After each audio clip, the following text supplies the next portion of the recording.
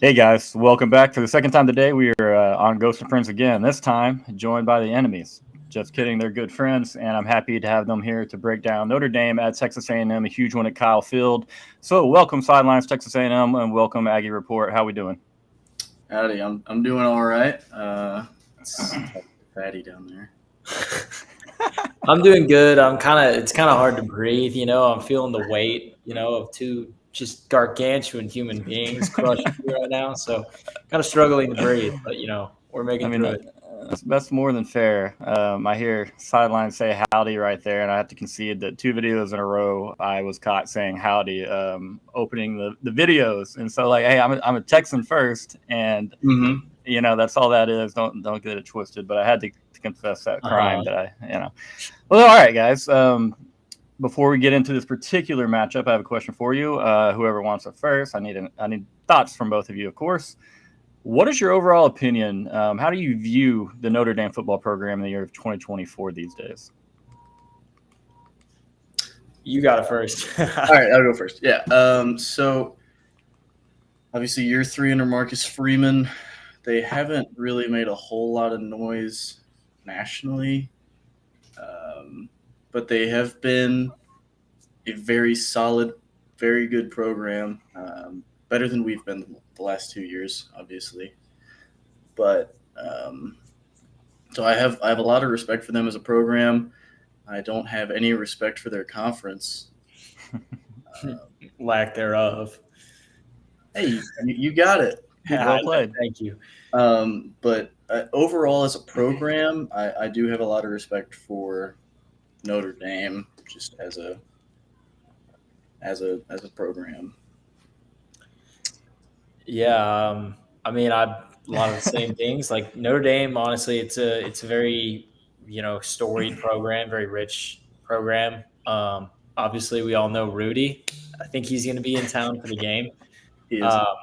So it's it's really cool to go up against like a brand like that. And as far as modern day, like how they're doing under Marcus Freeman, I'm a fan of Marcus Freeman. I think obviously there's some questions about his ability as a head coach, but I think as far as defense goes, he's elite. I think he's proven that at Notre Dame. They've had a really good defense every year that he's been there, including the year that he was a defensive coordinator there. And to me, it seemed like what's held them back is their offense. So I think that's right now, like my view of Notre Dame is kind of like a really, really strong defense. Like that's what you associate with Notre Dame, I feel like, because Monty Teo is a good example of somebody that's like historically, okay, that was a good Notre Dame defense, if that makes sense. I was 100% sure that was leading to a big punchline. No. I love Monty Teo, man. I can't make jokes like that. Okay. So ISIS and Gaza jokes are permitted. That's allowed, but strictly no jokes about old man Teo, which is fair. I get it. Football comes first. I'll say this: I agree a lot with what you said as far as perception of Notre Dame. You definitely know they're going to put out a tough, physical, football team every year. Play good defense. Probably not going to overwhelm you offensively, blow you away or anything of that nature. But that being said, how are we feeling about Riley Leonard? A little bit different of a type quarterback than Notre Dame has had. Now, I'm personally not convinced, that he's going to be 100% healthy. That dude has gone through it. Does Riley Leonard scare you at all as the Notre Dame signal caller? He's very experienced. And he is as gritty as they come. And luckily, I really don't think Notre Dame has very effective weapons, at least any that scare me at wide receiver. They have Jeremiah Love, who they'll use out of the backfield and probably stretch out into the slot as a receiver. But and he's very effective on the ground.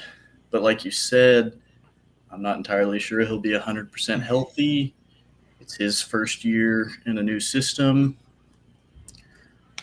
A&M's defense will maybe not be as stout as Notre Dame's this season, but they'll be every bit of,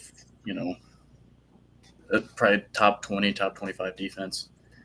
And I just don't think Notre Dame's offensive unit, and particularly Riley Leonard, pose that big of a threat.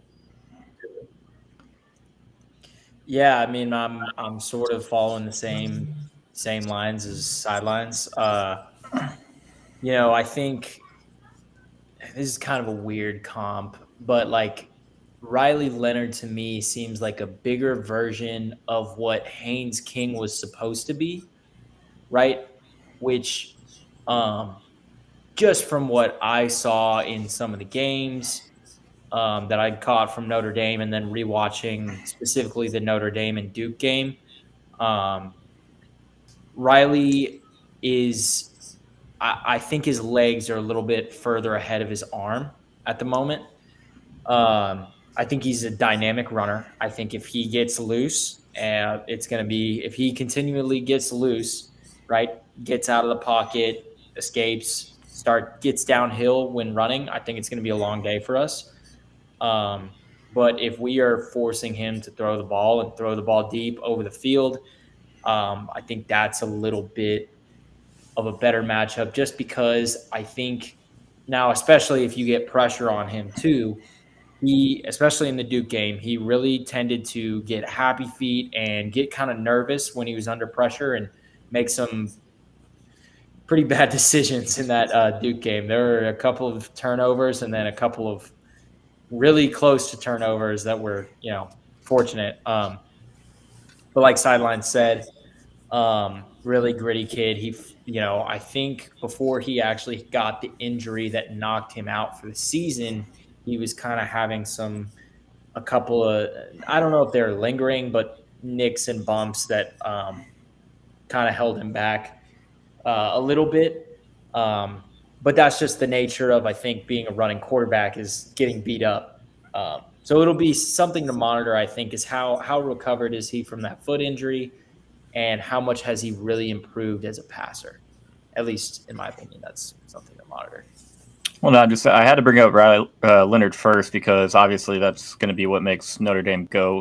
Like you both said, he can do things with his legs and his arm, and to beat a good A&M front seven, he's going to have to do both. And obviously, when you're talking about your defensive line, I don't think y'all would disagree. I think it's obviously essential that you win that battle in the trenches with that offensive line, considering there's some injuries and turnover, a lot of youth on the Notre Dame offensive line. How do you feel about that matchup in particular? Do you think that's maybe the biggest advantage that you hold over Notre Dame on either side of the ball? Talk a little about that, if you will. Yeah, I would definitely say that our biggest position group advantage is our defensive line versus their offensive line. 6 combined starts for Notre Dame. I mean, you've got Nick Scorton on one end, Shamar Stewart on the other, DJ Hicks and Shamar Turner up the middle. I mean, I'm hoping that it won't be very pretty for Riley Leonard on Saturday. And I think I have every right to believe that. Now, Notre Dame is OLU, and whether that means their offensive line scheme is always really good. I think Notre Dame will utilize Riley Leonard's ability to break the pocket, but our dudes are fast. They powerful. They'll get them down to the ground. They subscribe to the Moffitt method, the Moffitt method. And I'll let Aggie Report take over from there. Sorry.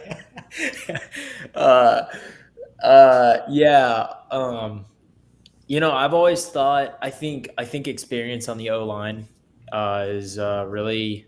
I think it's an important thing because especially in a crowd, communication is one of the biggest things that makes an offensive line go. Whether it's calling out combo blocks, picking up blitzes, anything. So I think when you have more experience of guys that have played together more, that kind of stuff, the crowd element might get to them a little bit more. And I think especially if any panic starts to set in, if things don't go their way immediately, a less experienced offensive line might be more prone to panicking or, letting things unravel. But like Sideline said, Notre Dame has been very good at producing offensive line. So, the fact that there's a bunch of youth on their offensive line is certainly okay. Certainly, like I said, there's something there that maybe they could panic. Maybe things go awry for them, but I don't think it's as big of a deal. That I don't think it's like, oh, they've only started 6 times. Guarantee they're going to be terrible. Like, I don't think that's how that works. I do think they have some questions on their offensive line, like just hearing rumors from camp and reading up on some of the stuff that their insiders have said. And that's where, right, okay, if their guys are struggling in camp, that's where, we have Nick Scorton and Shamar Stewart and Shamar Turner and DJ Hicks and Alvar Regis. And, like, we have some absolute, like, monsters on the defensive line. And not only that, they're now playing in a scheme that really benefits, like, lets them utilize their talent. It's get upfield and go after the quarterback with Elko. I got to say, I think decided who my favorite Aggie is going to be for the 2024 edition. I'm a huge Albert Regis fan. I think he's a stand-up cat, very underrated as a football player, and unfortunately, I do think he has a big year for himself, and almost I'm rooting for that a little bit. No, great points, though, guys. I mean, obviously, Notre Dame, they lost their left tackle, I believe Charles Jagusa. And then they're replacing him with true freshman Anthony Knapp. And then you've got another youngster at left guard, Sam Pendleton. And Notre Dame loves these guys, but they're still very, very young. And they probably don't love them going to Kyle Field in week 1 and having to deal with the defensive lineman that you just referenced. So maybe, 10 games played, or you play this game in, late November. I'm not saying that the result might be different, but Notre Dame probably looks a lot different on the offensive line. Yeah. Because like you guys have said, they've developed, tons of pro NFL linemen. Probably doesn't change. They really like those 2 guys on the left side, but it's really hard to see them, holding up for 4 long quarters against that defensive line because you do have other bodies that you can throw out there. Mm-hmm. But yeah, Scorton, high expectations for that kid, man, really do. So we'll see if, I don't know what exactly Elko will do or who he's going to try to get over there on Knapp's side, most of the time. I have a feeling it would be Scorton. But, yeah, obviously that's a huge matchup to keep an eye on. And if Notre Dame, if they do go on to win that game, then obviously their offensive line probably plays a lot better than people anticipate against that big defensive line at A&M.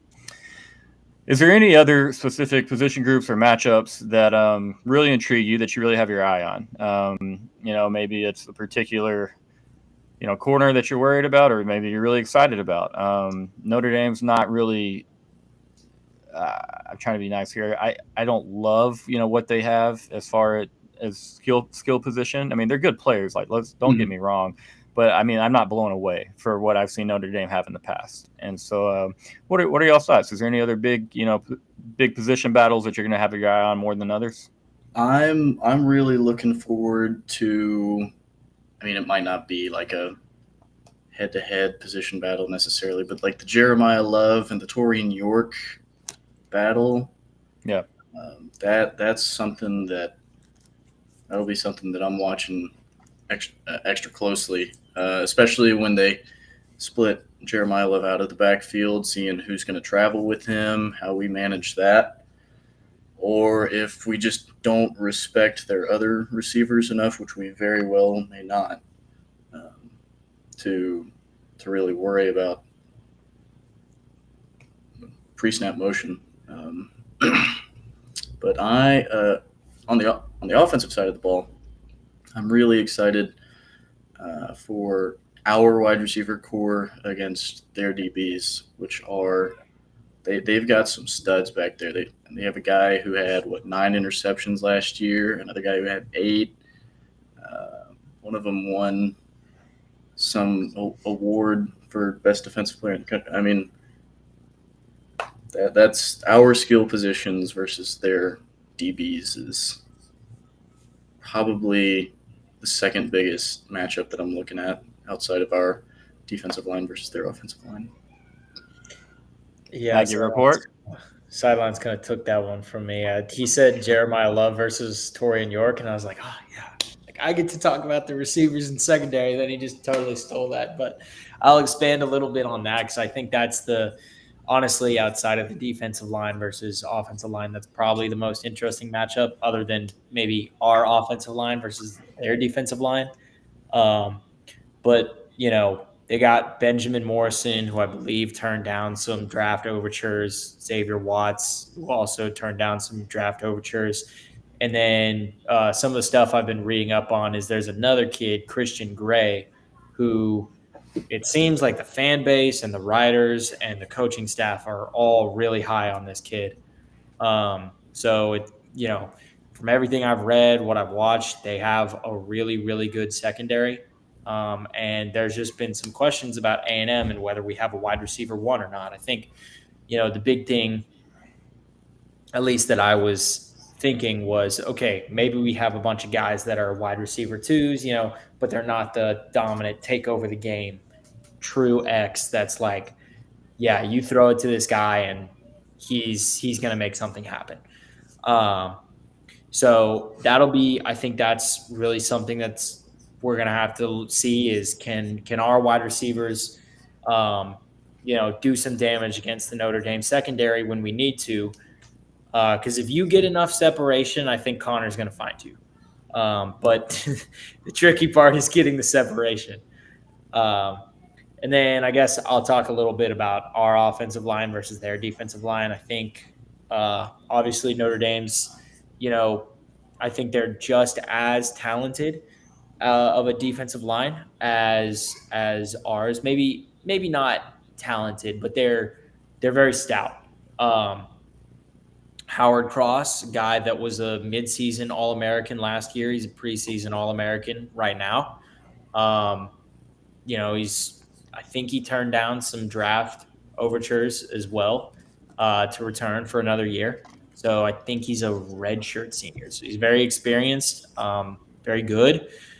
Another kid that I really liked, RJ Oben. I thought he did some really good things at Duke under Elko. I think he's more of an athletic pass rusher, more than a true every down edge. But that was last year. I don't know how much he's improved because I'm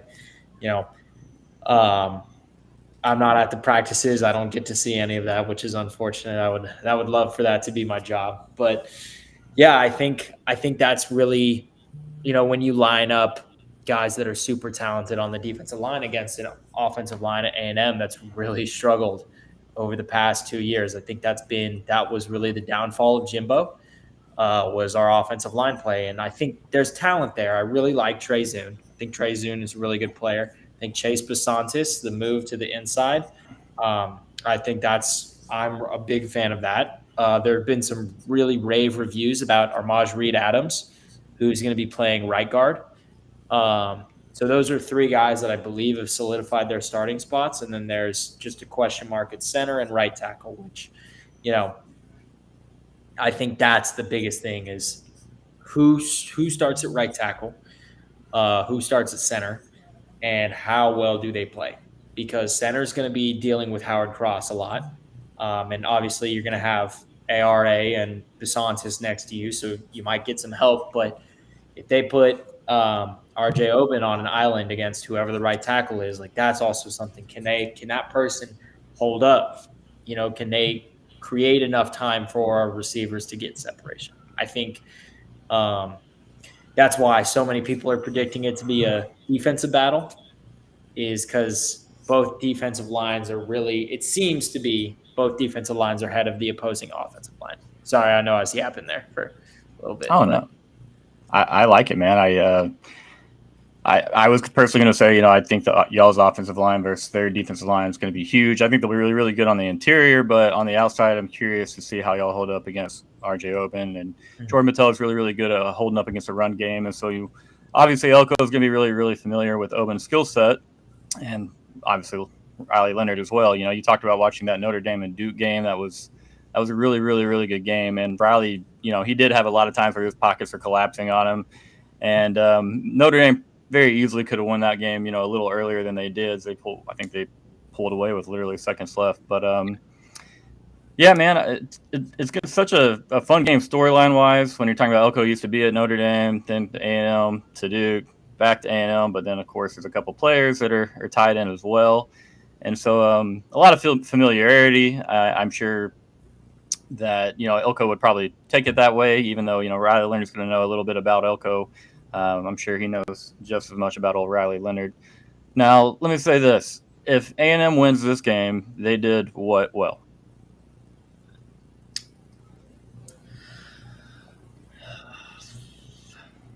Honestly, You want me to go first? I think. Go ahead. I think we ran the ball really well. I think that's going to be a big key to the game is how well can we run the ball. Klein's offense is, they having the run game established opens up a lot of other things. So RPOs, all that stuff. I think it's very imperative that we can get some ground, gain some ground running the ball, staying ahead of schedule, so that we can take the deep shots and, bring their safeties up, bring their secondary up to start filling in the run so we can get behind them and take the deep shots. But I think if we won the game, I think our offensive line held up really well in the run game and we ran the ball well. Yeah, so I think if we win this game, well, let me preface this. I think this is going to be a low-scoring game. It lends itself to being a war of attrition. And so, with that being said, I think that if we win this game, it's because we won the field position battle. Now, whether that means you win the turnover margin or you're able to pin them deep a couple times, like Tyler White can he's got a cannon for a leg, so we'll see if he can cough and corner a couple, because I imagine we'll have to use him a couple times. Punter's a huge part of it, man. And I'm a bit of a sicko, I guess. I'm not really rooting for punts in this game, but I will if Tyler White pins one deep, I'll go just as crazy as I would if Nick Scorton gets a sack. It's going to be a massive part of this game. I mean, that could be still it's a great accomplishment for that gentleman. We used to get really excited when we had Michael Dixon. I think he pinned Missouri inside the 10-yard line like five or six times in one game. And back in the day, that was just to win a bowl game and win like 7 or 8 games was kind of big for us at the moment. And yeah, I mean, we were there at the Texas Bowl getting really excited about Michael Dixon dropping dimes, man. Very humbling times, but that was fun. Always fun to beat Missouri. So y'all say run the ball, play good defense, obviously win the field position battle, all standard things that go a really, really, really long ways. I think if A&M wins this game, I think very similar to what Sideline said, I think that there's going to be a big moment in the game where A&M's defense I'm not going to go outright and say they score on defense, but I think that they create a big play at some point that sets up a very easy opportunity for a touchdown for A&M or a score for A&M. And in a low-scoring game like you guys kind of talked about, 7 points is a big deal. And so I also, I do have A&M winning. I do have it in a low-scoring game. I think that, if it were to get higher than 20, I think then it becomes a little bit more of a coin flip. But I really like y'all's defense and their chance to hold, Notre Dame to the 20-ish number, maybe even a little under. I think I said 23-17. But we're going to go real quick to Mr. Trey Day's question. Gentlemen talking OCs. He's seen a lot of Klein, but not very familiar with Denbrock. I know Aggie Report knows a little about Denbrock, but how do y'all feel about that particular matchup? Is Denbrock a guy that, you kind of have anxiety about having to go up with, he's highly regarded. I'll let Fatty start with this one. Yeah. So Denbrock, I think he's, from what I've read, when Mike Elko was choosing between his offensive coordinators, it was a choice between Colin Klein and Mike Denbrock. I think he ultimately chose Klein, and Denbrock ended up going to Notre Dame. But yeah, it's, I think there's a lot of, he's coming off having the number one offense in all of college football that probably would have gone further if his boss hadn't hired Matt House as a defensive coordinator. He had the thing with that was he had Jaden Daniels, who's a really good quarterback. He had an unbelievable set of wide receivers, 2 first-round picks, and I'm sorry to say, I know you might disagree, what I think is the best offensive line in the country, or was the best offensive line in the country with LSU. I think when you have a really good offensive line, you can do a lot of things really well. I think I've said that before, I believe. But that's, I'm a former tight end offensive line, so I'm biased to them. But I think that having a good offensive line opens up everything, right? You can turn a dinosaur of an offense like Jimbo's into something that's decent enough to what should have been a college football playoff team. Decent enough to field what should have been a college football playoff team. Who made it over you? Notre Dame, actually. That's a good point. Interesting. Good point. Yeah. Brand matters. All right, now. Okay. They do not deserve to get in there. Come on. But yeah, Denbrock is a big fan of the RPO game. I think his run schemes they're decent. I don't think LSU had a decent amount of success running the ball, not as much with their running backs. It was more the read option with Jaden Daniels. And I think, he's an electric runner, so that's very obvious you're going to have success running the ball there. So that's a big part of his offense is the read option and the RPOs, which obviously suits Riley Leonard very well. But, if the read option's not really going, like we've seen before, Denbrock not have a great game versus a pretty bad DJ Durkin-led defense back in 2022, where he just couldn't get anything going. So I'm a Denbrock fan, but I don't think he puts – if I was choosing between Klein and Denbrock, I would also choose Klein. I think Denbrock is a little too reliant on using a quarterback to run, if that makes sense. I mean, he's got a guy that's going to be willing to run, but at the same time, you can't just go run Riley Leonard 20 times against a physical A&M defense, or what I expect to be a physical A&M defense. Mm-hmm. Sidelines, anything to say about those particular OCs or that OC matchup? Yeah, I do think Klein. I'm not as familiar with Denbrock as I am with Klein, but I do know that Klein has a greater propensity to cater his scheme to his players. Obviously, he has some things that he really likes that he will still use, like running the quarterback. But, with Denbrock, I was in Baton Rouge when I saw their wide receiver core just absolutely put us through the ringer. That was a great day for you, man. Such a painful experience. But anyway, Jaden Daniels ain't walking through that door, as the kids say.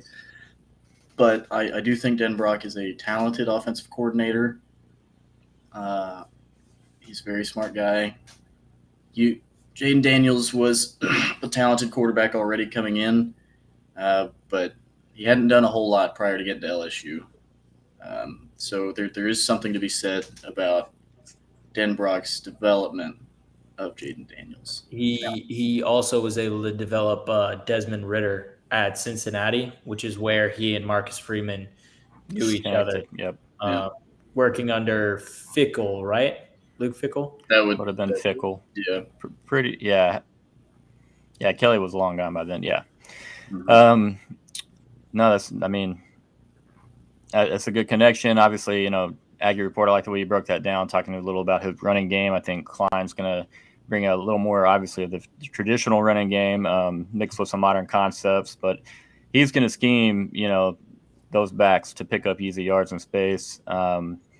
So, yeah, it's a completely different quarterback for Denbrock. So we'll see what it looks like for those guys. Obviously, Notre Dame's not going to have the same offensive line that LSU had. I will agree with you wholeheartedly and say that LSU had the best offensive line in college football, in my opinion at least, and yours. I don't think I can concede that. Like we had a good line, but I think LSU, they produced a Heisman winner and they scored a crazy amount of points against some pretty dang good defenses. But I'm sure you can find some other fans in the comments or on timeline somewhere that'll argue that with you, but it's not going to be me, sir. Can't do it. All right, let's say this. If you have a player of the game on offense, player of the game on defense, let me hear them. Player of the game on the offense.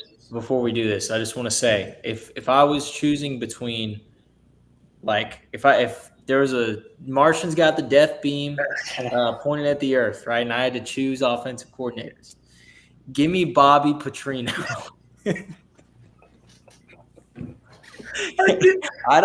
I knew that's where you were going. I saw that comment. All right. We can get back on track. Do you just want the whole last regime back? Because yeah, dude, give me Jimbo back. you're so fat. You have Poole around there. He just, I know. He just needed more time. This was the year, the schedule Execution. Was super easy. Oh my God. But that agony, it was real agony for a second there. I apologize somewhat, but yeah, I got Vietnam flashbacks when you said execution. But player of the game on the offense, I think it's going to be Connor Wegman. He's going to make more throws in tighter windows than Riley Leonard will, and I think that will determine how that goes for us on offense. Defensive player of the game.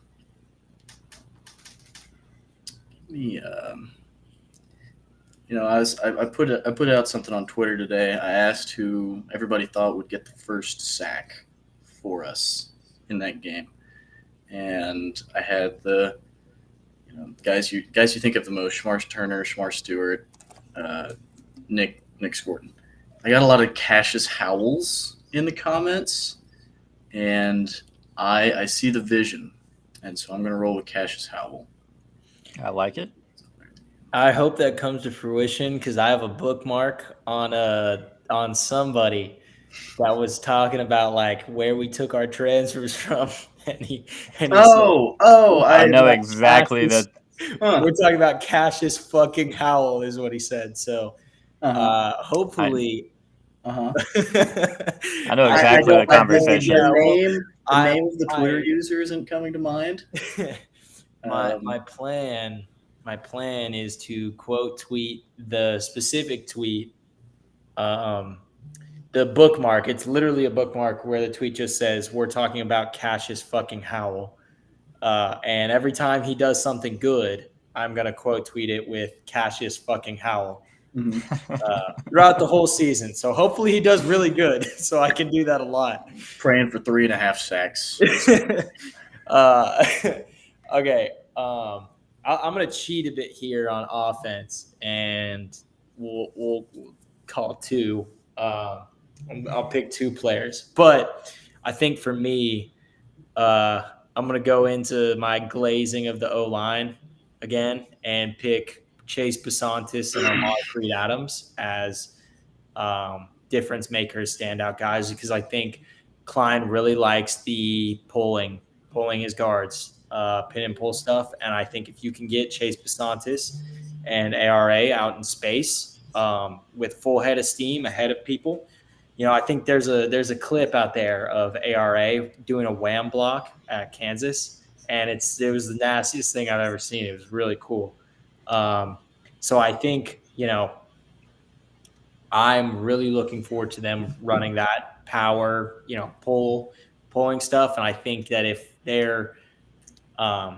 are as good as I expect them to, I think that'll be one of the things where we see a lot of our really explosive runs because Moss has got some juice to him in the power game. So that's why I'm cheating, because you can technically pull the right guard to go left or the left guard to go right. So, I'm technically cheating with that answer, but that's why I had to pick two. It's still out on a limb a little bit. Go ahead. Power mentioned multiple times. Power. Power. For defense. That's a tough one. The two I want to choose are Bryce Anderson and Dalton Brooks. I'm going to go with Bryce Anderson because he's older and because I think he's just a flat out. I think he's a star, and I think it's been waiting to come to fruition just because I don't think he's been used correctly. I really didn't think he was a nickel. I've always thought he was a free safety. Especially when I played him in high school, that was a scouting report against him, was that he's in center field. He's outstanding, very fast, rangy. But if you make him tackle, you got a good chance. And I think he's way improved as a tackler since he was a sophomore in high school, right? It's been 6 years, 5 or 6 years. I'm a big fan of moving him back to free safety, and I think he's just going to be a flat-out star, and I think this game is going to be one of the ones where Riley Leonard tries to come over the middle on those RPOs, and, Bryce Anderson's either going to get some passes defense, maybe an interception, or he's going to lay the boom on somebody. So you've got 4 of the 22 A&M starters listed as player of the game. You got good odds. Yeah. On defense, I'm picking Bryce Anderson. To be fair, if we were going to add up the 4 players of the game's weight, they would add up to okay. So it basically counts as one person. Listen, I only listed one fatty report of the game. I only listed one person. I think Fatty Report's about to turn into a Gym Rat Report if the rumors are true from the gyms of College Station. I don't know, but just some things I've heard, through the wind over here. He ate the bench press today, man. I hit legs today. I already told you that. I can't walk, dude. I was walking to Heldenfels all the way from the main rec, and I wanted to kill myself. That was not a fun walk. Now, why didn't you just go to the south side rec? Because I have a locker. Dang, I really don't care. Anyway. Yeah, that's cool. All right. I feel like you're about to have a much harder day on Saturday. Just the emotional drain of it could be a win, and it doesn't matter. You're going to go through hell for 4 hours. It's going to be a good ball game. Absolutely. That's what we signed up for. Absolutely. And I'm hoping we don't have to go through anything near what you guys might be going through, but I worry about every game too. It doesn't matter who we're playing. Once you drop a couple to Kansas and TCU 30 times in a row, you start to worry about them all. So the big ones are even cooler, man. So I will say this, Notre Dame's obviously struggled in the state of Texas in the month of September. Obviously this game's not being played in September. It was cool over here in New Braunfels the last few days until today. It got hot as hell again. I'm not sure what it's like over in Aggie Land because it rained today, so it's still a little. Okay. It's still been pretty hot. I'll come home from class and I've been on nap time. I've been on the nap time grind, coming home from class pretty much every day. So I just come home and I'm walking in the heat. It's brutal. I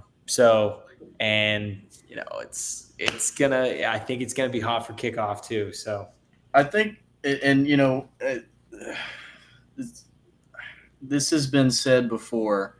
It's not the heat; it's the humidity. And I think it'll be I don't think it'll be scalding at 7 on Saturday, but it will be very, very moist. The moisture in the air. It holds all the heat. Shut up.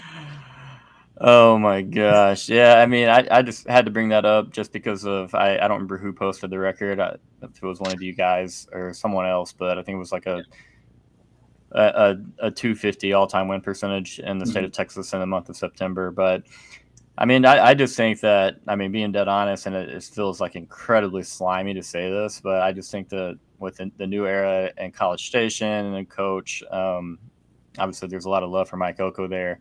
It just kind of feels like the 12th man will be the difference. So they're going to get they'll get my game ball, my player of the game. I think that's going to be a massive difference. Sure. Talking about Aggie Report said earlier, talked about a young offensive Notre Dame line, a quarterback. We'll see what he looks like physically, but which is crazy. We're talking about the first game of the year, but that's how much that man went through it last year, and that ankle injury did seem to lean hell last year.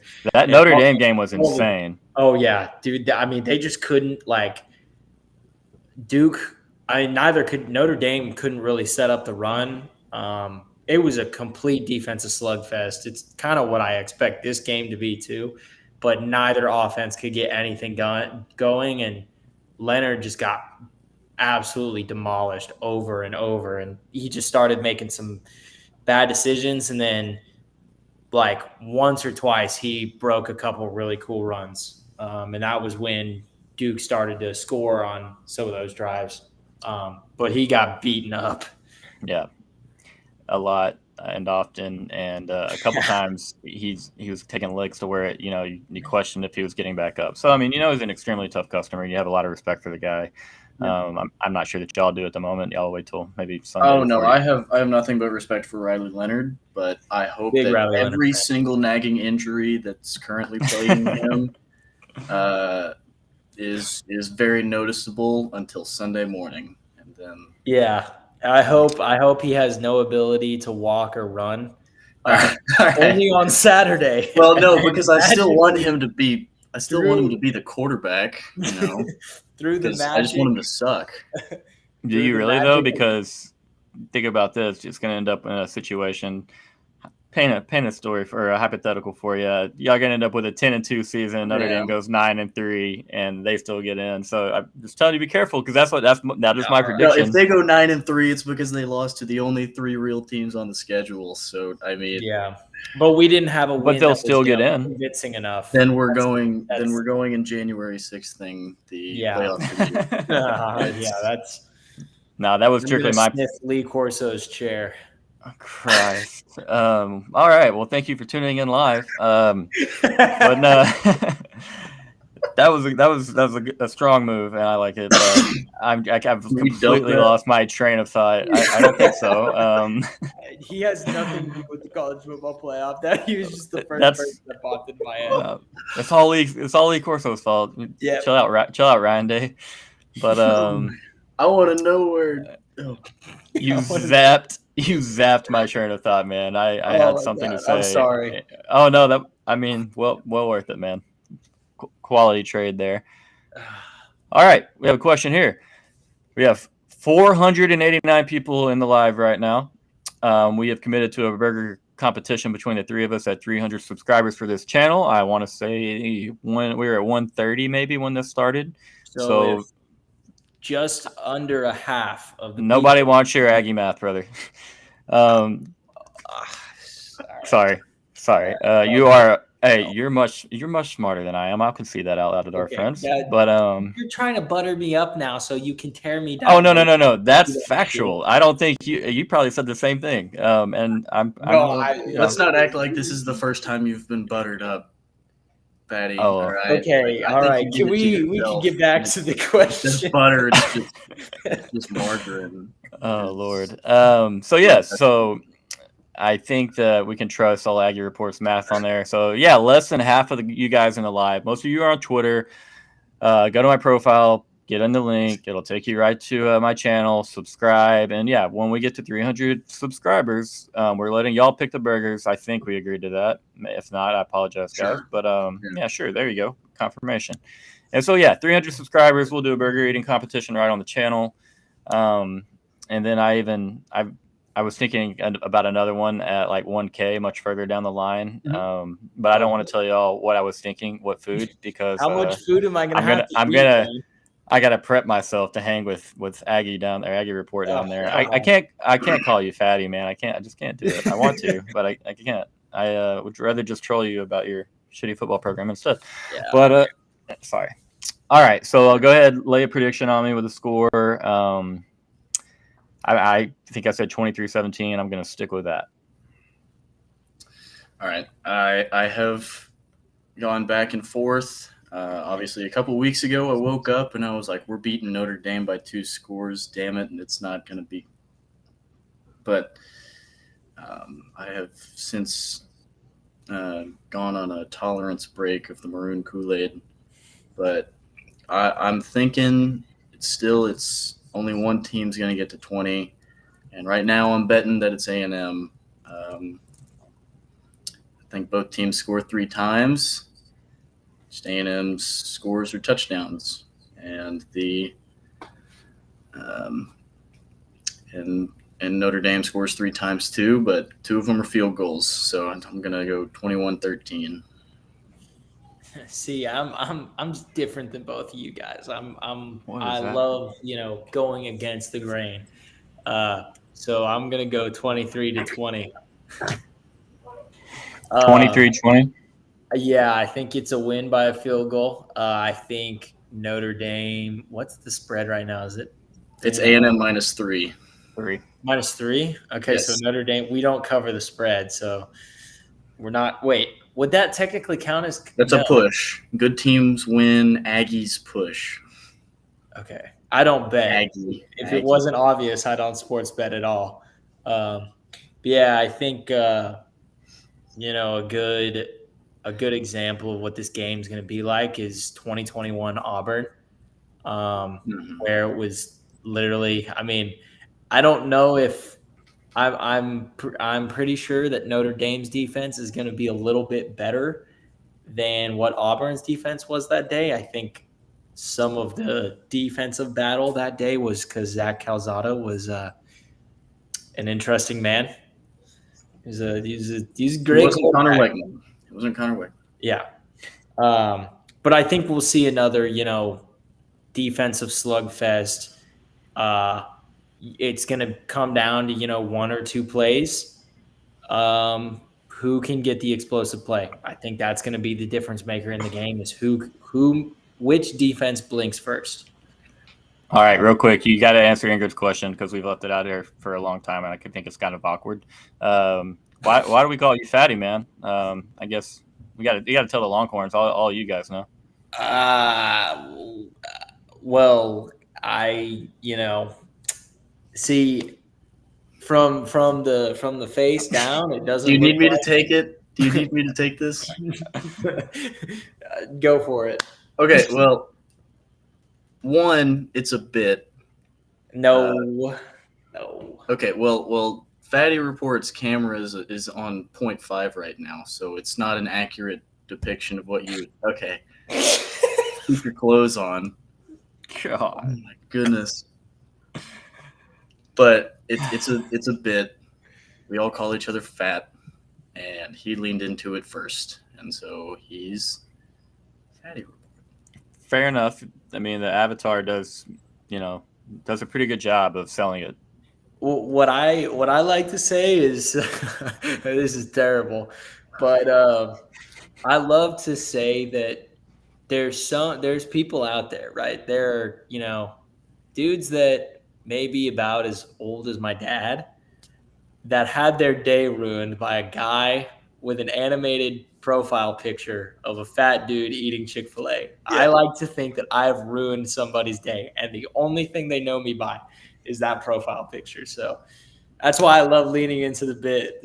Yeah. You do it really, really well because off Twitter you're nothing like that character. And so there's times where back in the day I used to be like, I would play into it with you, but I would actually take you seriously, and I was like, "This son of a." But yeah, you do it really well, and so it took me a second to learn the bit. All right, so there you go, Miss Ingrid. We have details on it. It is allegedly a bit, but we don't have confirmation because we see nothing below the shoulders. Thank God. I'm not getting paid for that. You guys are getting paid? I will say this: 2016 Texas beats Notre Dame at home. The old Tyrone Swoops game. I genuinely hope you beat Notre Dame and that everything about your season goes like that season went for Texas. Yeah. You know, loss at Cal. Texas A&M is back, folks.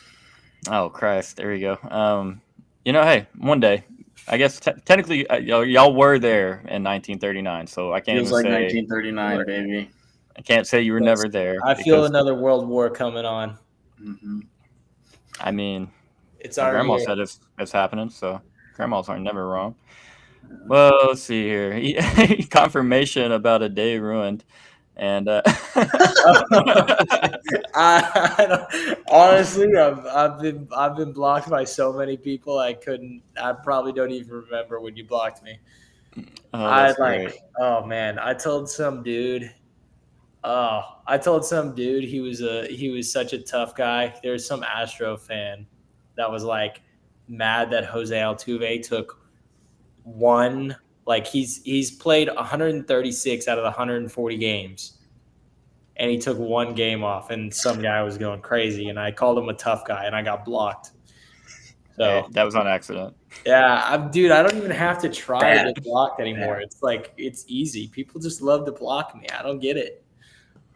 There's no. I mean, I'm sure we're all blocked. I'm blocked by several people. They don't, sometimes they just your bit gets to them, man. You really do a really good job with it, and I think that is definitely part of your overall goals. And kudos. And so it is pretty funny when I see people getting into it with you. Super funny today. A guy that I grew up with, he's a high school basketball coach somewhere at a really strong basketball school, and I posted what did I post? Oh, the predictions, the Saturday predictions, and I had Texas and Colorado State on there. He commented and said, "Is Texas ever going to play anyone with a pulse?" And there was probably 40 Tech, and he's just screwing with me. I mean, we've known each other for 30 years, and and then he. Probably 30, 40 Longhorns, just like, oh my God, how dumb. We played Alabama week 2 last year, Michigan next week. We have Georgia and Oklahoma. Like, y'all don't realize that we're in the SEC or anything. And so, yeah, it was really, really funny. And I was just about to DM him about it and just say something. And he tagged me on the timeline. He was like, damn, I regret that whole thing. And then I have thought of making the whole, it's time little brother starts taking some notes and scheduling some real opponents in week 1. But I knew that would go over not very well. Yeah.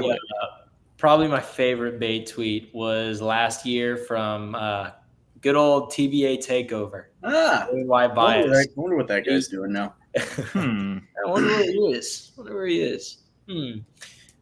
He tweeted it was something about like through 5 games the A&M defensive line has had 625 135 let me see if I could search that up right quick. I know exactly what response you're talking about. Yeah, that's the thing too. I don't know the account, but I know exactly. Oh my goodness, yeah, that was funny. Yeah, here we go. The Texas A&M defense has been on an absolute tear the last 3 weeks. 83 sacks, 149 QB pressures, and 157 tackles for loss. And it's just all a bunch of, oh man, like, that's funny. That's almost unbelievable. Aggie math, that's a good one. Aggie math again, just that's it. That's the account. Yeah. That was pretty great. I really like that guy. I wish he got on Twitter a little bit more, to be honest with you. I know. We may have just trolled him into oblivion. I don't know, man. Yeah, I just owned him so bad. Like I took his place pretty much. All right. Non-Notre Dame question for you Aggies. Red River shootout. What's your rooting interest there? If A&M or if Texas was playing the Soviet Union, I would be blasting the Soviet national anthem on full blast. So that should answer your question. Yeah, I kind of just hope a bomb blows the entire stadium. All right. I'm Can your just boy kidding. can I'm your just boy kidding. get out? Can I get I'm out just first? kidding. Like, I'm just kidding. all right. Nothing tie both quarterbacks out for the season. That's always Yeah, I'm definitely You're going not Ogie. you're not ready for Arch though. You don't want that. I've had a bookmark, and I don't know what I did to him, but I think he like blocked me for a little while and then stopped following, or I don't know how it exactly worked, but and I'm not trying to throw shade if he ever hears this, but Paul Hernandez. Oh yeah, throw as much Uh-huh. shade as you want.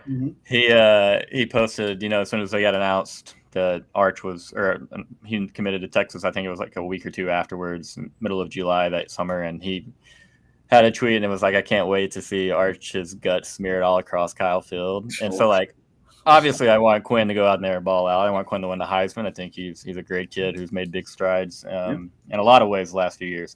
But at the same time, being able to throw that tweet in that man's face, that'd be a lot of fun. And so, yeah, I'm sure that we've all got a few bookmarks saved up that we would like to use on November 30th. Oh, believe me, I've got some from baseball season after we beat y'all in the regional to send y'all. Oh no, we didn't send y'all home. That was Louisiana Lafayette.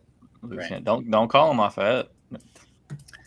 I got trouble for that. I got trouble for that all the time. The Raging Cajuns, the real Louisiana University. I don't know, but anyway, yeah. I had some very, very like, wait until November 30th. It's like, yeah, I get it. You guys have a better football program than we do right now, but like, can I just enjoy this for a second, please? Yeah, I mean that, and what I think a lot of people on our side don't realize, and even some Aggies, whether A&M's good, Texas is bad, or vice versa.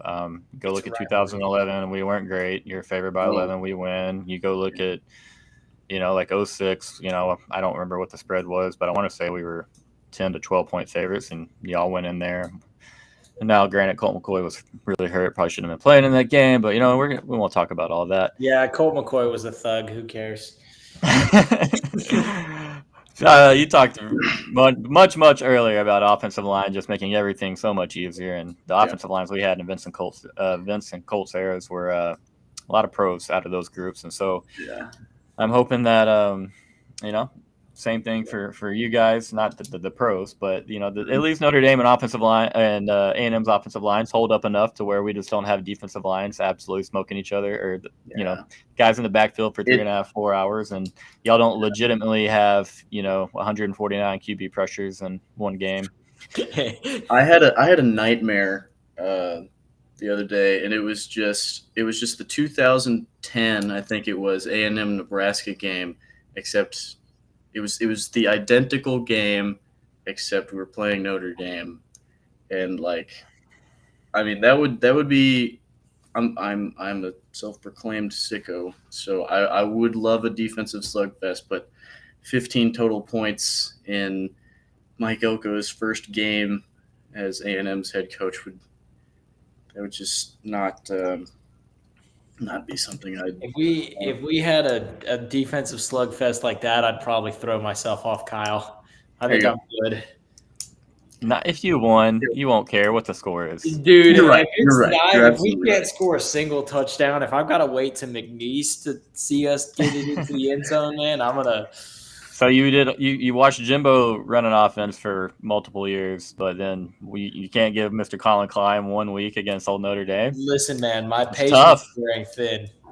You listen. You might have watched the Kansas loss, but I had to sit next to my dad during App State and listen to him tell me how Georgia Tech would totally destroy our program. And ironically, this is while Haynes King was still at A&M.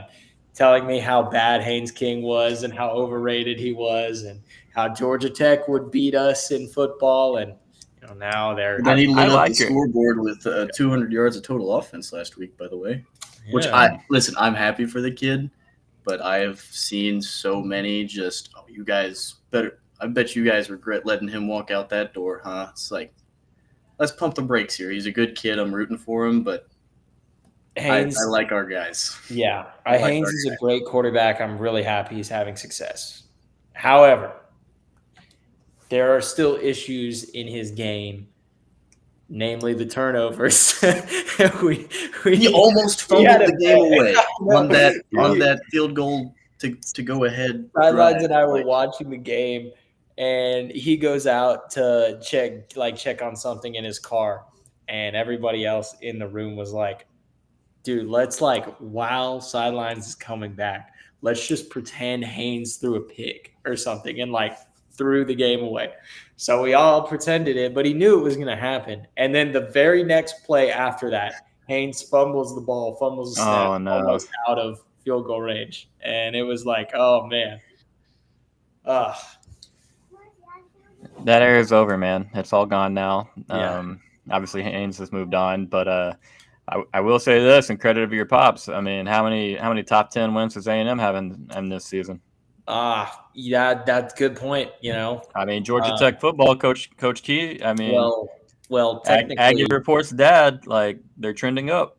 Technically, in about a week, Georgia Tech won't have a top 10 win. Because Florida State's going to drop out of the top 10, so it doesn't count as. I don't see that. Played them when they're in the top 10. I'm giving them credit mostly just because it helps my narrative in this argument at the moment. Then in that case, crap. When we lost to a particular group of 5 school, they were good enough to beat a top 10 opponent. So I don't really want to. Oh my god. Oh my god. All right, I've got one topic that I had to discuss.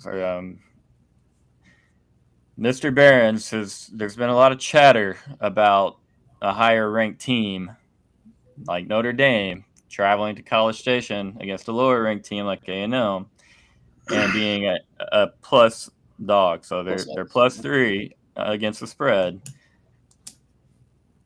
Is that an upset if Notre Dame wins that game, or is it an upset if A&M wins that game? I want to see what Sideline says. I don't think there is an upset possible in this game.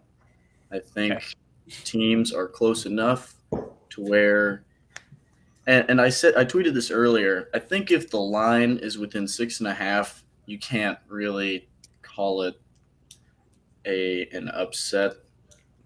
And even if there's a massive ranking disparity, I think Vegas has generally a pretty good idea of how matchups work. And so, I mean, I don't care if it's number 8 Notre Dame versus unranked Texas A&M. That's a lot of, especially because a lot of that is based off last season, right? Whether deserved or undeserved, it's just I just don't see that. Yeah, I don't see it being worthy of being called an upset either way, unless there's a massive, if we thump Notre Dame or Notre Dame thumps us, God forbid, then it might not be an upset, but it'll be a surprise. I'll be upset. If we get thumped, I'll be upset. But yeah, I mean, I'm literally same opinion, although I'll come at it from a ranking standpoint because I don't think Vegas is really a good – I'm not the biggest sports betting guy. So, point spreads, whatever. Vegas will move that stuff based on where the money is so that they can make more money. So I don't know how, accurate those are in predicting what an upset is. In my opinion, if 2 ranked teams are playing each other, especially if it's at the start of the season, it can't really be an upset. Oh, shit. Colorado scored. Sorry. Yeah, they did. Jimmy Horn? It's 10-14 now, 10-13. 10-4. They made the extra point. It's still in the first they quarter, did. too. I'm behind. 70 yards. Okay. Get these thugs off my screen. I hate Colorado. Okay. Did you see that piece of foam that Shedeur Sanders is selling for $30? Oh, jeez. Anyways, let me finish my thing. I think let's say Missouri, or let's say LSU comes to Kyle Field and we're ranked number 23, and we've got a loss. Let's say we got a loss to Missouri. One loss to Missouri. We won all our other games. We're playing LSU. Yeah. LSU's undefeated. I think if you're upsetting an undefeated team, that's an upset, right? And they're like LSU, if they're undefeated, they're probably ranked 1, 2 in that range. We're 24. Like, I don't think at the start of the season when both teams are 0 wins, 0 losses, I don't think there can really be an upset unless it's an unranked team versus a ranked team. Or say North Dakota State beats Colorado. I know the point spread is thin there, but it's an FCS team versus an FBS team. If an FCS team wins, it's an upset. Yeah, there's exceptions, and it's a lot of variables that go into it. You talk about home field advantage accounting for X amount of points, dependent upon the venue, because obviously some teams do home field advantage a lot better than others, right. And so I think they say a good home field advantage in college football is worth roughly 6 to 7 points. Yeah, and so if you were to meet on a neutral field with Notre Dame, they're saying somewhere Notre Dame -3, -3.5, -4, yeah, and so. I still don't think that would, justify, even if we're on a neutral field and A&M won that game, 3.5 point spread, 4 point spread, once you start to get like 7, 8, obviously depending on the variables, I can start seeing some upset terms being thrown around. But as far as this weekend, no, I don't think there's any team that's upsetting anybody. I think it's just a really, really even match.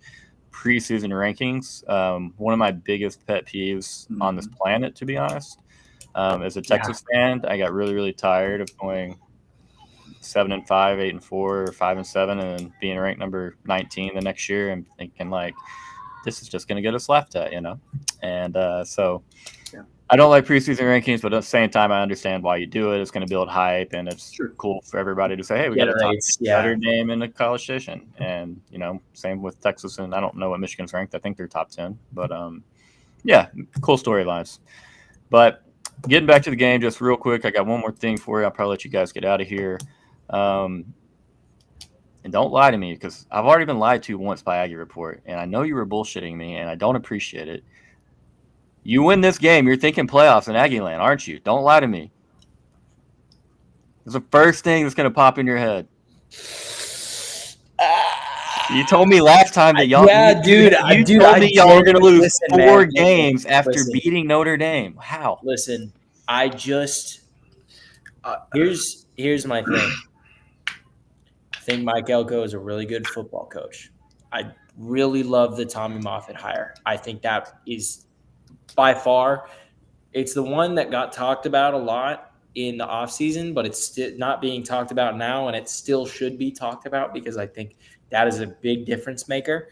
And that's like, if there was any hire that's like, okay, that's the reason that A&M had the success they had in year 1 and down the line, it's Tommy Moffitt. But it's year 1.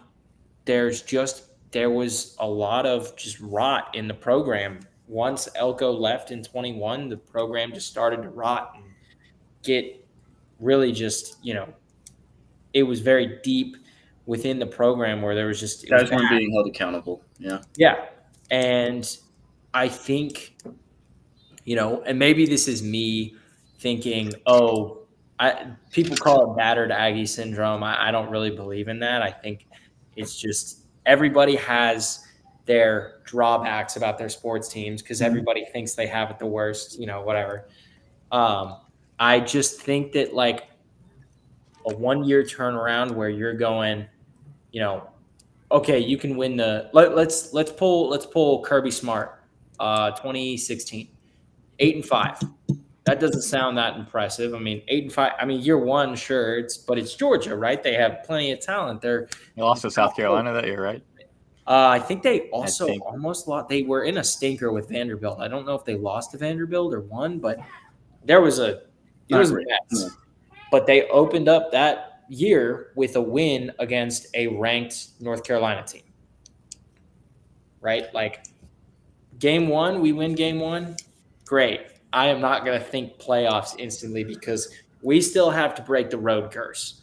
And I know that that was Jimbo's, right? I don't think there's any reason why A&M can't break it under Mike Elko. I just want to see that before I'm like, oh yeah, we're going to win on the road, because that hasn't happened in 2 years. Yeah, and I mean, like that Florida game, we come out of Gainesville with a win. That's where I'm starting to think playoffs. Obviously, if we beat, I know what you said about preseason rankings, but we beat a top 10 team in Kyle Field. Yeah, I will be on an emotional high. I'll be thinking, this team could do some special things, and we very well may. But I'm also aware of, the fact that it's a long, grueling season. We've got Florida on the schedule. We've still got Missouri to get through, who, even though I think they might take a step back from last year, they're still going to be good. I mean, I think 9-3 gets you in the conversation.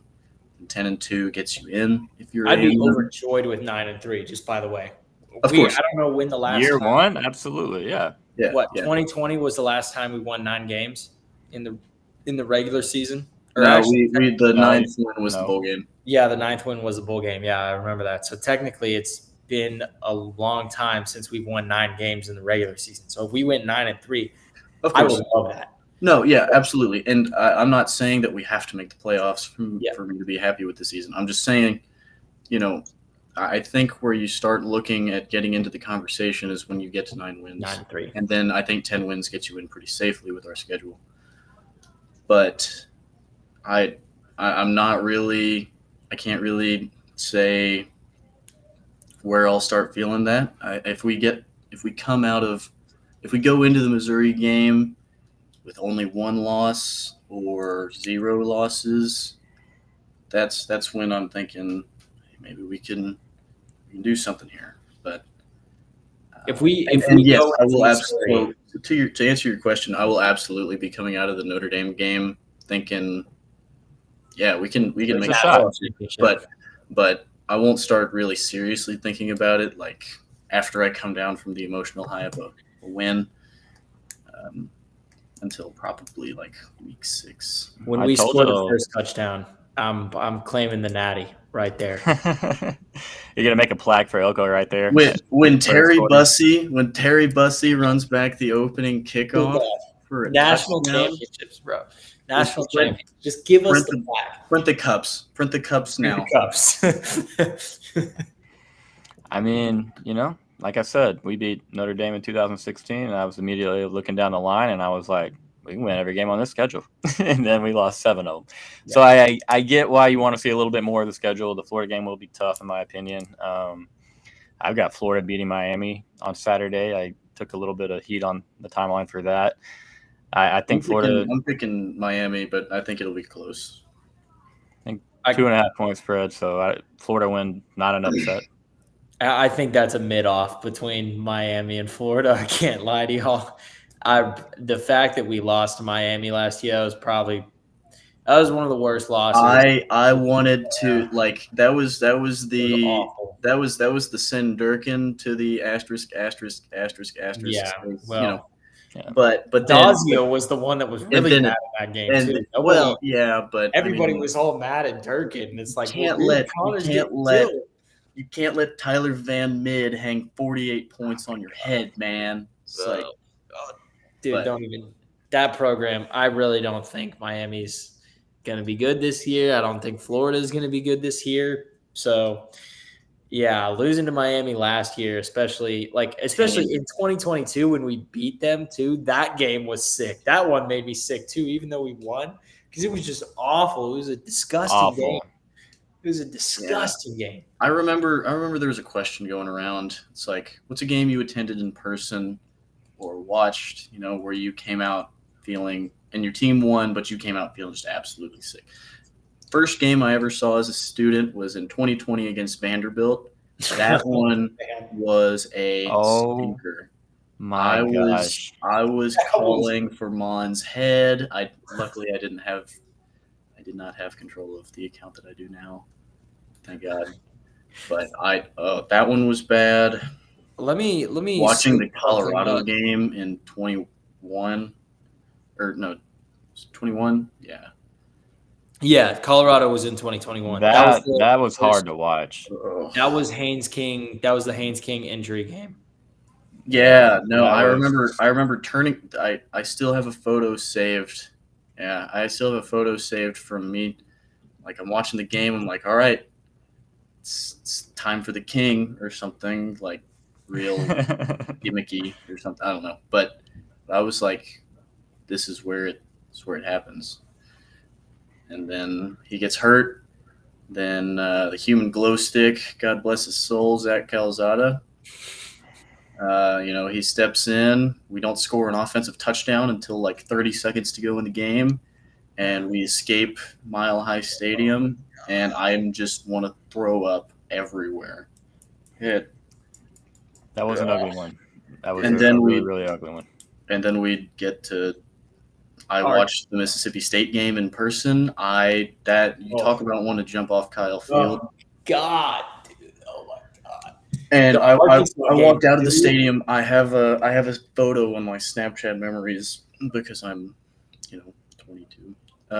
It was like Alabama is going to do some ungodly things to us next week, and then we all know how that turned out. See, I got trolled for this. That year, I predicted y'all to drop 3 straight games there. Who'd you play before Mississippi State? Arkansas, right? It was Arkansas, yeah. And we And that's lost. when y'all lost? That one was Before the season started, on the timeline, I went game by game and predicted y'all to drop Arkansas, Mississippi State, and Alabama, and then I think maybe LSU at the very end of the year to go 8-4. And there were so many. Jimbo. We are not losing 3 straight conference games, and I was so ready to let shit rip. And then y'all beat Alabama and blew up my plan. But yeah, that was a cool scene. What other team? There was another game that day, I think. There was October There's 9th. another game. I'm gonna be really honest with you. I don't know if I've ever talked about this on the channel. Actually, no. I'm thinking about it. Definitely haven't.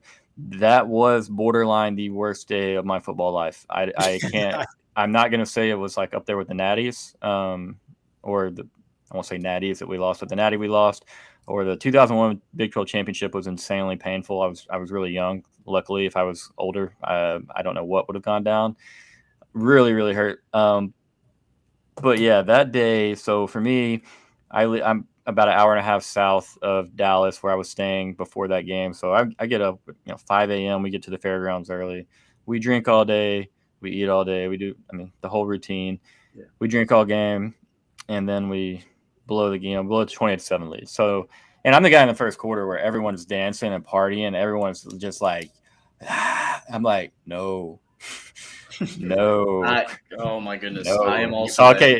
You saw KJ Jefferson just throw us around, and with all due, I like KJ Jefferson. We made him look a lot better than he was that day, and even in the week before, we scored 70 against Texas Tech, but we gave up 35, and I want to say 28 of them were in the second half. And I'm not talking about just like prevent defense, moving the ball 15 yards. They dotted us deep. And it was like they were just lined up and we're just throwing deep balls over our head. And so knowing that, I was like, guys, we've got to chill. And so literally every play after that was like, okay, here it comes. The dam's about to break, and here they come. But deep down, it's like, hey, a lot of shit would have to go wrong for them to actually win this football game. But the Marvin Mims, those words before, yeah. The Marvin Mims touchdown. I think I watched that Marvin Mims touch. Like the Marvin Mims touchdown was the last thing I saw before I got on the bus to go to the Kyle Field. Like that was. Yeah, that was when I knew that it was most likely done for. I think that game that tied it, that made it a 2-point game, and then the Drake Stoops 2-point conversion tied it. I don't know why I'm reliving all of those plays in my head, but. So obviously the game ends how it ends, and we're walking out, and we got Sooners that are chirping. And I'm head down walking out. We know the damn drill in there. We've done that. Well, we know what to do. And so we're walking out, and it's just like, hey, you're a multitude of different words, and it's just like we know. we're gonna wear it, okay? You call me something else, and I probably added another two name in Was there. that With, the one? Was that the fourth in a row? Like that was. I don't, man. See, listen, that doesn't scar me. That like it doesn't that doesn't scar me because from 2000 to 2004, they beat the brakes off our ass. Like 63-14 in 2000, 65-13 in 2003. 2004 is 12-0, you know, so like if you're good at guys are smart, good at math, we're not scoring very many points here over these like a 5-year stretch, and so nothing that they can do right there. Buddy, we had studs everywhere, but yeah, that's Texas fans know him as goddamn Greg Davis, and Bob Stoops was light years ahead of that man, and they also went into those games with a much different attitude. I talked about that a little bit last night. Some of those OU teams were pretty scary, very intimidating defensively. But yeah, so going back to present days, we beat them in 2018. They won the Big 20. So yeah, that would have been 4 in a row was that year. So I didn't even think about that at the time. I wasn't even considering it was the 4th in a row.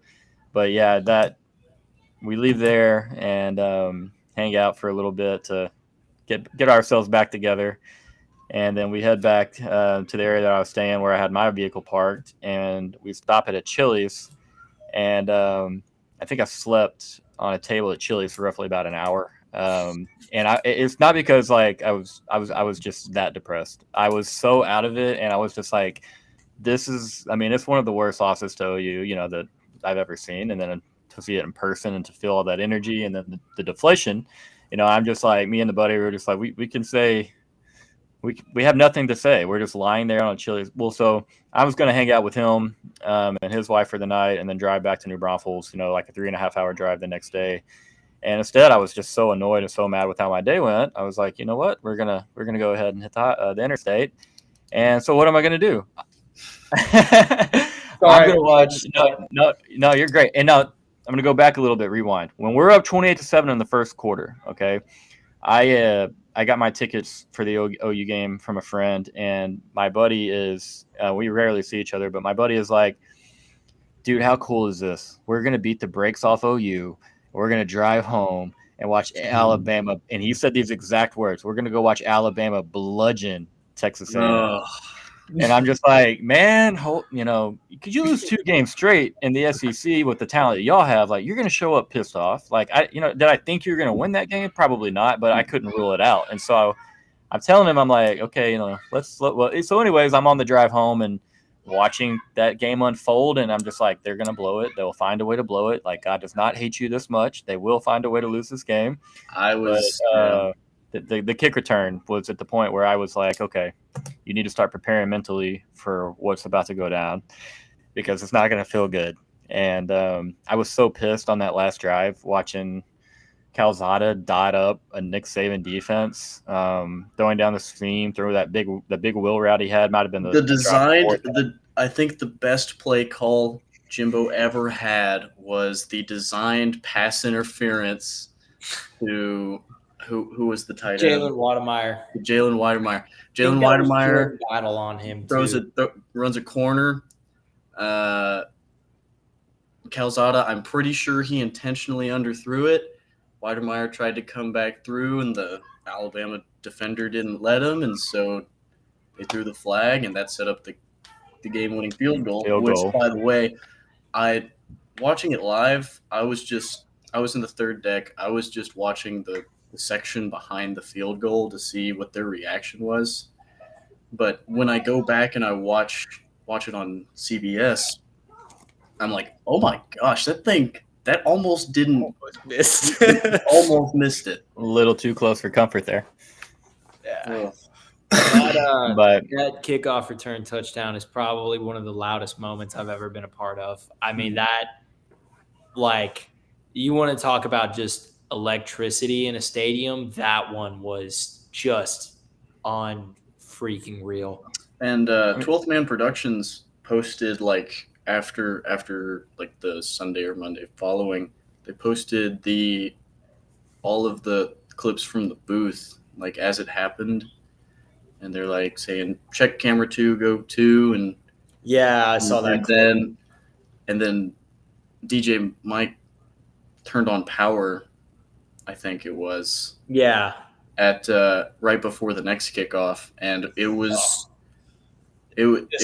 It was a loud pop whenever he busted the seam, but it was just still loud. Everything was shaking, and it was an incredible experience. That was, by far the best win I've ever watched. It was so.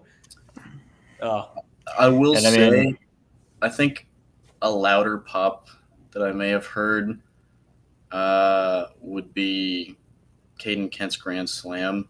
Oh yeah, that was. I was sitting right next to Fatty, and I was thinking.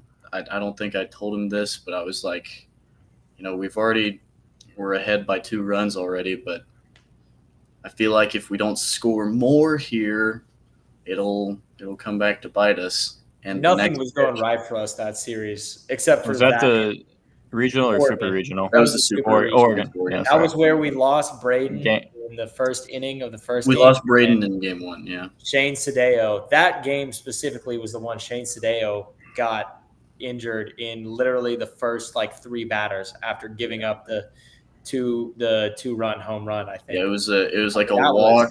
It was walk, homer, hurt. This is the realest thing I ever read, man. We're up, it's like 27 nothing, whatever it was at half, and I'm still like, all right, guys, we got to go out and score on the first drive. We have to get a 3 out, and it's just like we've been bitten, man. But this is fun. Let me ask you this: what's the most fun or the best comeback that you've ever watched in person, if you've seen one? Can we pull anything? Anything, high school ball, I don't care. Okay. Coolest football comeback that you've ever seen. I'll go first. I think coolest football comeback is probably the 2019 Bills versus Texans, and that's an unfortunate one because Bill O'Brien was the head coach of the Texans for that one, who I think is a terrorist, and Deshaun Watson was our starting quarterback, who needs no introduction on his faults. But that game was it was awesome because we were down 16-3. And then in the third quarter, the ghost and corpse of J.J. Watt sacked Josh Allen, and the place just lit on fire.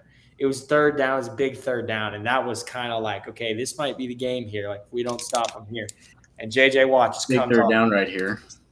You see those big ass arms just bear hug Josh Allen, and it was just so awesome. And then the final play where Watson avoided the 2 guys that converged on him and checked down to, I think it was Tywan Jones. That's a crazy pull. Yeah, it was Tywan Jones. I don't think he's in the league anymore, but checked down to him, and then he ran for 20-ish yards, and we hit the game-winning field goal, and it was awesome. Was that a playoff game? Yeah, it was the playoff game. Okay, just making sure. I thought the next week I'm a new Texan fan, so I don't know the history. The next week we went up 24-0 on the. That was the one that I was going to bring up. You son of a gun. Oh, you were gonna okay. Yeah, no, I was gonna talk about the girl I was dating at the time was a Chiefs fan, and so I was over at her house with her dad, and he's big Kansas City, all Kansas City sports fan, and so I was over there, and they're down 24-0, and I'm just sitting there looking not making a word because if I say the wrong thing, I don't want to upset anybody. And then they come back and win. But Matthew Ralston brought this up. The 23 Duke game, Johnny's last game in the maroon and white, that one, I remember being just livid at the half. And earlier that season, our first game against Rice, I don't think we were losing at the half, but Johnny was suspended for signing autographs or whatever he was suspended for. And it felt like we were losing. I don't know if we were, but he comes back in and just lights the place on fire, as only Johnny could. That was the Peach Bowl, right? It was the Chick-fil-A Bowl. Chick-fil-A, okay. I think. Yeah. Okay. Um, I'm trying to think. I've got two answers. I'm going to still Aggie report style. 2000, 2004 and 2005, Texas and Oklahoma State. '04, we were down 35-7, with 1 minute left in the second. Won that game 56-35. Les Miles last year at LSU, or at Oklahoma State, they had a pretty dang good team. I mean, they just absolutely crushed us in the first quarter and a half. But then the next year, they're up on us 28-9, and we win that game 47-28. So if you're doing the math there, Oklahoma State did not score a point in those second halves, and Texas scored a lot. So I did get to watch the '04 one live. That was really cool. I didn't know this, but we bought seats in the Oklahoma State section. And my mom, like, was in high school, and so like she took us down. So we're in the middle of, I don't know, probably a couple thousand sea of orange, brighter orange. And man, they were definitely like, they were respectful, but they were like, man, we came all the way down here to watch Texas, and this is what we get. And I'm like, yeah, well, okay, but yeah, the second half they're pretty quiet. So I'd probably go with those. I know that I saw a really cool high school come back in the playoffs, but not for the life of me cannot think about who it is. All right, now for real, one more thing, I'll let you go. I saw something on the timeline, and I would like your opinions on it. Is Notre Dame going to be the best defense that you face this year? Good question. As of right now, a lot of things can change. Injuries, God forbid, or people can play above their potential or to their potential. I think Notre Dame is right now not a very close second, the best defense on our schedule. I think the closest second would be Texas. Still got to wait and see what Texas looks like on defense. I'm not offended. I'm just talking about personnel, and what we expect everybody to be. You have Anthony Hill as the guy calling the signals. Saw that today. And secondary got a lot better. Defensive tackles still weatherman. Sorry. God. All right. Go on. But yeah, it's McNeese State by far the best defense over schedule. No, it's I do think it's Notre Dame, and I don't think it's particularly close. So this is one where it's like you asked earlier, if I'm thinking playoff after we walk out, if we somehow manage to score like 27 or more, I'm thinking we go ahead and give Colin Klein the Broyles Award, and we're winning the Natty, and we're winning. If we score above 30, I'm going to be really happy. Yes. I mean, that'd be a really, really, really impressive effort if you put up 30. You might need 6 quarters to do it, but you can get there, Yeah. Y'all ruined overtime for us, so I would say you could use a couple of overtimes, but I appreciate that so much. LSU ruined overtime just as much as we did. No, I like them significantly more than we decided to end it at 7 because Kendrick Rogers. If Kellen Mond's knee just goes down 1 more inch, none of this is an issue. We in Oklahoma might play a 44 overtime game next year, but now we can't, and I appreciate that because it would really hurt to lose a 44 overtime game to Oklahoma. Yeah, no, we didn't have cable growing up, so I was just watching the ESPN scoring updates, and my dad and I were keeping up with it, and we see the Kellen Mond interception, and so my dad and I just get up at the same time. We don't say a word to each other. We go to our separate rooms, and then I wake up in the morning, and my dad is shaking me awake at like 6. He's like, "We won, we won." Are you serious? Yeah, and my mom greets us in the kitchen with her arms crossed, and she said, "You guys gave up. I stayed up." Oh my goodness! Oh my God. She didn't go to A&M. But it's like I woke up, and I was the last time I remember going to bed thinking a game was over, and it wasn't, was Game 6 of the 2000. Don't do that. What are you doing? So Game it was 6 nice. 2011 It was World nice to Series, be like, on the one, other side of that. you know, like if Gosh, you had man. won that game, you guys might have as many rings as the Astros do. We already do. Oh yeah, that's a good point. That's a really No, we already do. So No. y'all know the College Station layout. I lived in College Station at this time. Do you remember where the Applebee's? Is Applebee's still there? I thought they might have torn it down, but on the corner of Texas and University. Oh, I that do thing's not know- definitely torn I do down. not think there's. So there was an Applebee's roughly about, I don't know, a half mile down Texas towards Bryan, and I worked at a restaurant at the time in College Station. There's a lot of us guys that were still in school, like wanting to go and just get cheap drinks somewhere to celebrate. And so Yep. we chose Applebee's. And I had never smoked a cigarette in my life.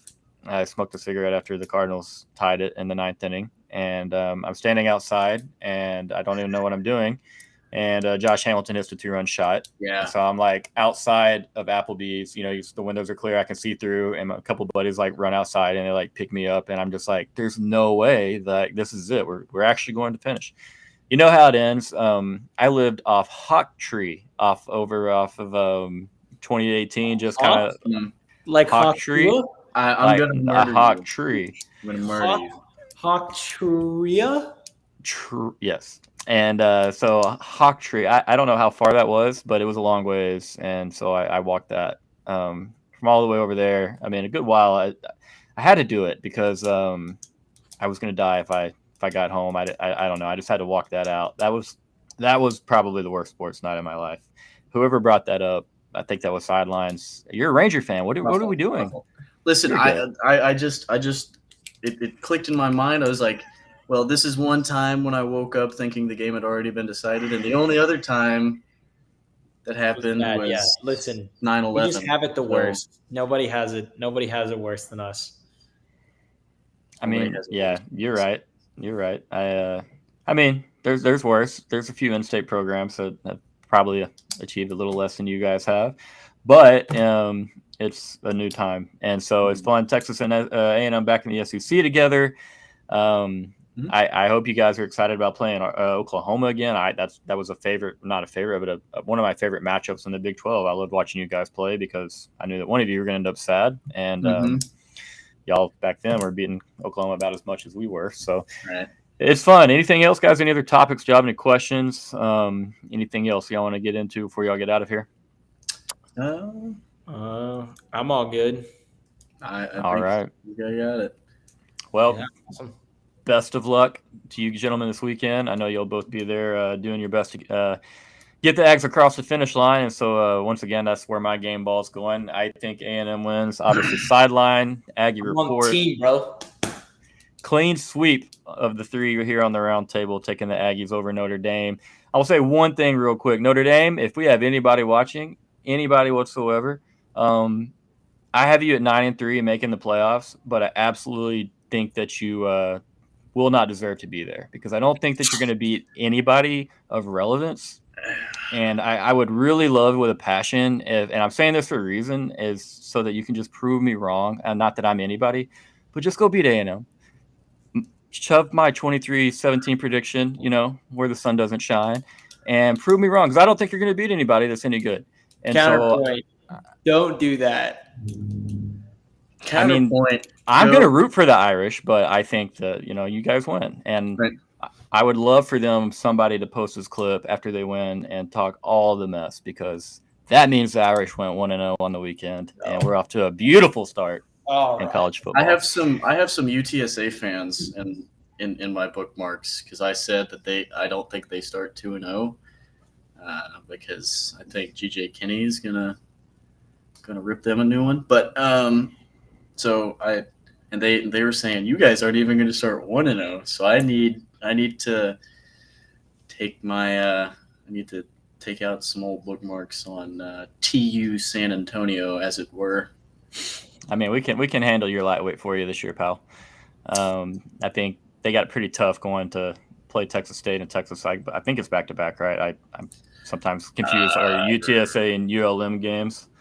But yeah, I actually next Sunday night gonna break down that old Texas State and UT. Well, no, this Sunday breaking down UTSA and Texas State. That's gonna be a fun one. I think Aggie Report and I know your guest very well. Yeah, I've heard that, and so y'all talked to Maroon White bias. Go ahead.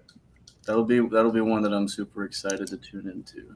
I have no idea what to expect, but I'm excited to talk some Roadrunner and Bobcat football. Mm-hmm. Definitely rooting for the Bobcats a little bit because of GJ. I think he's fantastic. But all right, guys, kept you long enough. Thank y'all very much for doing this. It's always fun to talk a little Aggies with you, poke you just a little bit. I'm sure that you'll have many chances to do the same throughout the season in return. Obviously, you gentlemen are both welcome back anytime. But thanks again, guys. If y'all want to say bye, go right ahead. Thanks and gig 'em. Unfollow Aggie Report on Twitter. No, Fatty's the best. Happy birthday, Aggie Report. It's his birthday. Everybody get to the comments. Like 6 months ago, man. Blow it up. Happy birthday. All right, guys. Thank y'all very much. Subscribe to the channel so we can eat a lot of burgers with each other. I own everybody down there somewhere. I'm not fat.